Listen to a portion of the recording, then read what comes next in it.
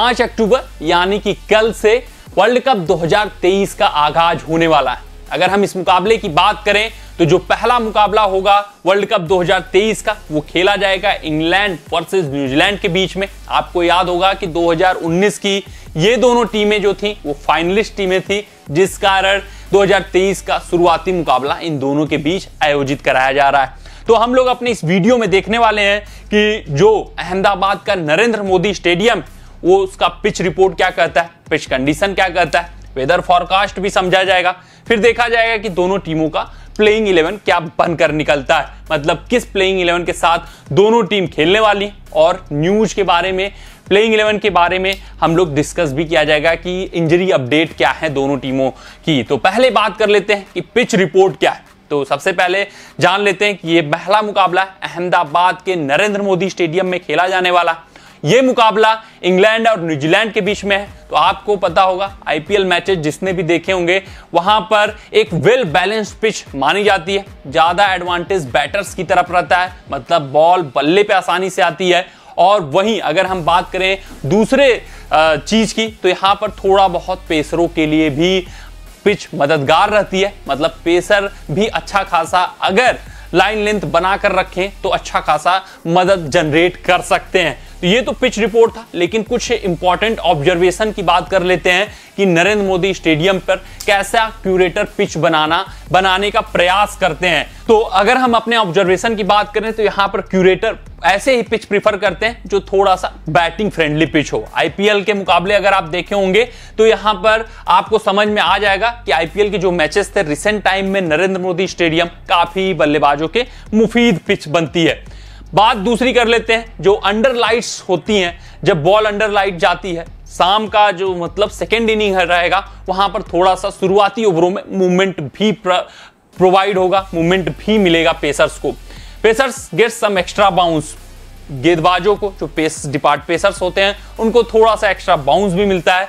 यहां पर जो सबसे खास बात नोट करने वाली है कि इनके पास रेड सॉइल और ब्लैक सॉइल दोनों होती हैं, लेकिन जो नेचर ऑफ द पिच होता है ना वो रेड सॉइल ब्लैक सॉइल पर वनडे क्रिकेट में या T20 क्रिकेट में बहुत ज्यादा डिपेंड नहीं करता है। ये टेस्ट क्रिकेट में मायने रखता है कि नेचर ऑफ द पिच कैसा जाएगा, क्योंकि रेड सॉइल ब्लैक सॉइल ये टूटने के ऊपर होता है। तो ओडीआई क्रिकेट में एक दिन में पिच उतना टूटती नहीं है 100 ओवर में, लेकिन टेस्ट क्रिकेट में जब उसी पिच पर लगातार मैच खेलते हैं तो तब इंपैक्ट करता है कि कौन सा सॉइल जल्दी टूटता है। तो उतना इंपैक्ट नहीं करेगा, लेकिन इनके पास रेड सॉइल और ब्लैक सॉइल दोनों तरह की पिच मौजूद है और किसी तरीके के पिच पर मैच खेला जा सकता है।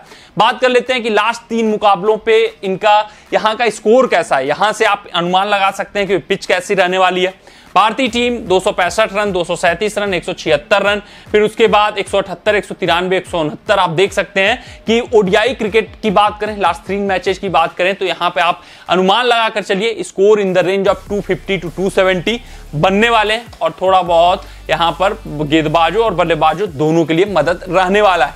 लेकिन रिसेंट टाइम की बात करें, जो 20 इंटरनेशनल मैचेस हुए हैं यहां पर खूब रन बने, खूब रन बरसे हैं, बल्लेबाजों का बोलबाला रहा है। आप स्कोर कार्ड देख सकते हैं।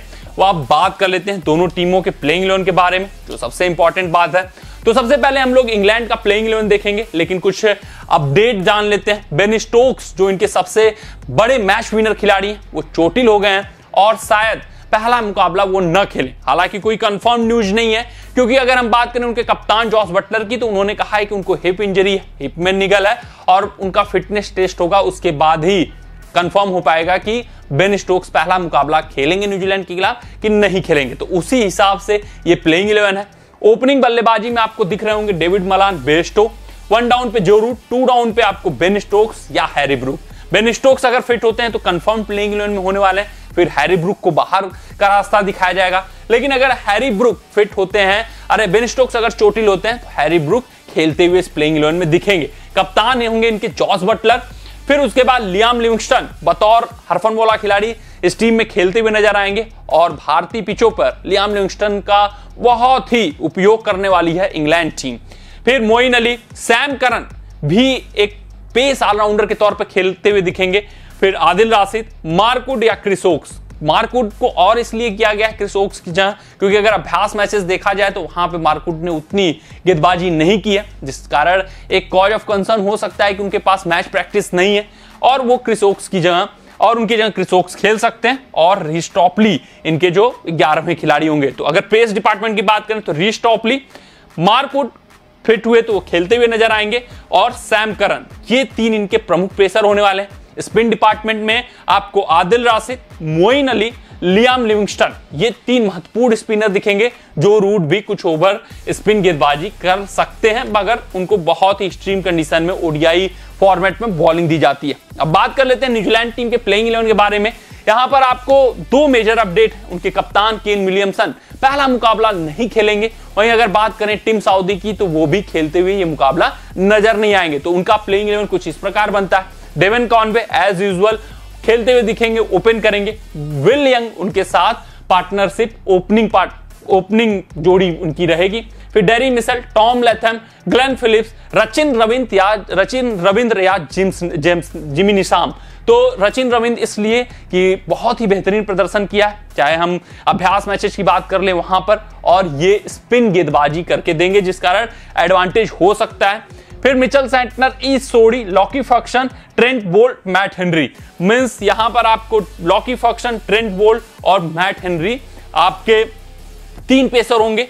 और एक चेंज इसमें अभी कर सकती है कीवी टीम, जो हमने और किया है, रचिन रविंद्र और जिमी निशाम, वहां पर एक चेंज और हो सकता है। ईस्ट सोढ़ी को ही, या अगर ये बाहर बैठा दें तो ईस्ट सोढ़ी के जगह पे आपको खेलते हुए दिख सकते हैं रचिन रविंद्र। तो ईस्ट सोढ़ी के जगह पर आपको रचिन रविंद्र दिख सकते हैं। तो ये आप समझ सकते हैं कि बैटिंग डेप्थ बढ़ जाएगी न्यूजीलैंड टीम की, कीवी टीम की, जिस कारण रचिन रविंद्र और जिमी निशाम दोनों ही पहले मुकाबले में खेलते हुए दिख सकते हैं। तो आपको दिख गई होगी कि दोनों टीमों का प्लेइंग 11 क्या है और ये समझ में आ गया होगा कि पिच कंडीशन क्या है। तो ये पूरा था, पिच रिपोर्ट था, प्लेइंग 11 था, और बाकी भी जो अपडेट आते रहेंगे वो हम आपको शेयर करते रहेंगे। एक और जो जैसे जैसे अपडेट आएंगे, जो भी वर्ल्ड कप के रिगार्डिंग या पहले मैच के रिगार्डिंग, हर मैच के रिगार्डिंग जो भी अपडेट आता रहेगा वो आपको तुरंत क्रिक इन्फॉर्मर न्यूज पर मिलता रहेगा। आप लोग वीडियोस को देखते रहें, लाइक करते रहें, सब्सक्राइब चैनल को जरूर कर लीजिएगा और नोटिफिकेशन का बेल आइकन प्रेस करना मत भूलिएगा। तो आज के अपने इस रिपोर्ट में बस इतना ही। आप सभी अपना ध्यान दें, सुरक्षित रहें, स्वस्थ रहें, मस्त रहें। जय हिंद, जय भारत। अगर ये वीडियो आपको पसंद आया हो तो इसे लाइक और शेयर करें और क्रिकेट से जुड़ी अन्य जानकारियों के लिए हमारे चैनल को सब्सक्राइब करना ना भूलें।